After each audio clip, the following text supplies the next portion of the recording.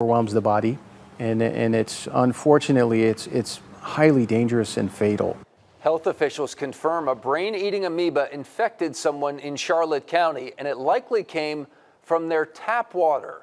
Thank you for counting on NBC2. I'm Peter Bush. And I'm Kelly Burns. The Department of Health thinks the amoeba got into the brain after the victim flushed their sinuses with something called a neti pot, and they used tap water. And while this case is very rare, it can be very dangerous. NBC2's Sam Serban is here. Kelly, it's really rare to get a brain-eating amoeba from tap water. In the past 10 years, there's only been 3 infections that came from the tap, and they're easily preventable. Right here on the neti pot box, it says not once, not twice, but 4 times. Once on each side, do not use unfiltered tap water. Scientists say putting unchlorinated water into your nasal cavity directly exposes you to potential infection.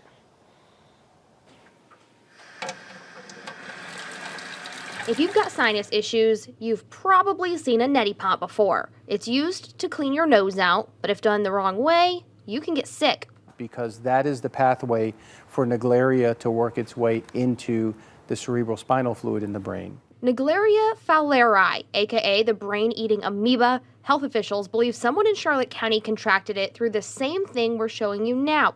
Though the Department of Health can't tell us much about the patient, we know the stats. Yeah, right now it's 97% deadly. What ends up happening is the infection overwhelms the body, and it's unfortunately it's highly dangerous and fatal. The CDC says cases are extremely rare, with less than 5 cases on average a year in the U.S. Most don't even come from the situation we're seeing now. The way that Naegleria fowleri enters the body and causes disease is actually through the nose. And so when we see cases, as you mentioned, they're often associated with lakes or rivers or ponds. We think that the most likely mode of transmission for those cases is actually that the water enters the nose forcefully when they're jumping, swimming, diving. Symptoms are much like meningitis: fever, headache, nausea, hallucinations.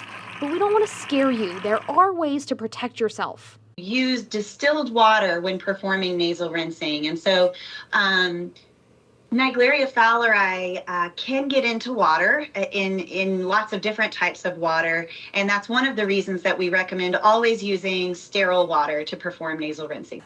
The common misperception is, can I drink the water? Can I bathe with the water? Can I cook with the water and everything? And the answer is yes. As the investigation at the health department continues, they'll let us know what information can be released. We're hoping the patient got early treatment and will beat the awful mortality rate. Samantha, most of the time we see this with people swimming. So what do health officials recommend that people do if they're going to go in the water? Well, there's 2 main things to avoid. One, putting your head under the water, or you can wear a nose plug. The DOH in Charlotte County is actually giving out nose plugs just like this to people to try to prevent any chance of infection as the summer months heat up.